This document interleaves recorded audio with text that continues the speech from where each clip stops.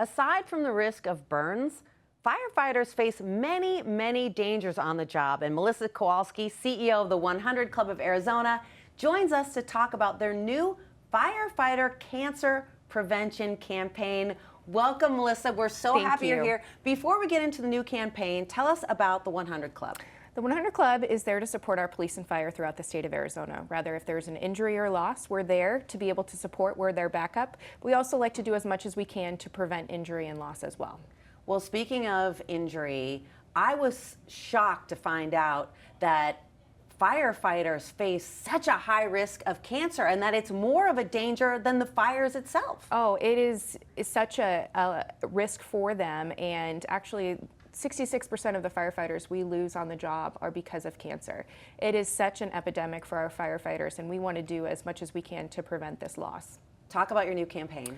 We are partnering with fire departments throughout the state to be able to purchase a cancer prevention tool as called a storm stick that basically will decrease in carcinogen exposure when there's a fire. They can attach it to the fire truck and be able to wash off their turnouts, their uniforms as quickly as possible. And it is our goal to be able to purchase one for every fire truck in the state.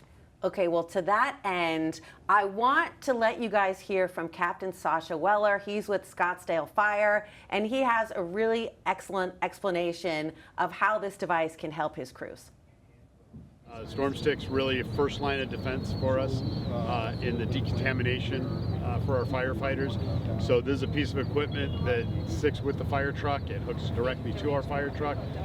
They were originally manufactured by a Valley firefighter with the mission in mind that we were not doing a good enough job at decontaminating our folks as they exited a burning building. It's become a regular piece of our equipment. It's a vital piece of our equipment. It enables us to do what we consider a gross decontamination immediately as our members exit a burning building. They're covered in all sorts of different toxins at that point, and so our goal is to, while they're still in that gear, before we kind of peel that gear off of them and expose them to any of those toxins, that we get those toxins off of them. So it's really our first step in the chain of decontamination. Well, seeing Captain Weller's explanation of the storm stick, I have a really naive question for you, Melissa, which is why doesn't every fire truck already have this? Well, it is a fairly new device. It's about 5 years old, and actually a local firefighter invented it. Wow. Around the firehouse at the kitchen table with his crew. He had cancer himself, and he wanted to make sure that his crew didn't go through the same journey that he did. So they welded it together, and each stick does cost about $2,000, which oftentimes isn't in a city's budget, or there's other things, and so that's why we want to help be able to fill those gaps that things are not covered by the city or department's budget.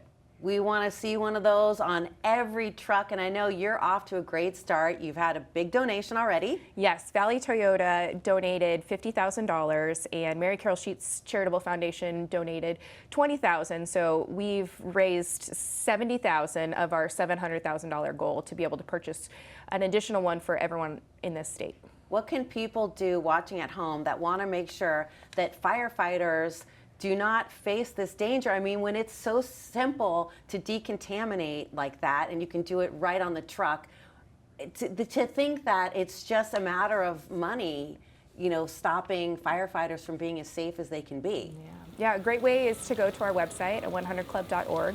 We have a page that's dedicated to this campaign, learning more about it, and can donate to it. And also if there's an area. So for example, if you're watching and you're more in, for example, Buckeye, and you want to make sure that Buckeye Fire has it, you can donate specifically to that area, and we'll make sure that that goes to Buckeye Fire or whatever area is of interest of your business or where you live.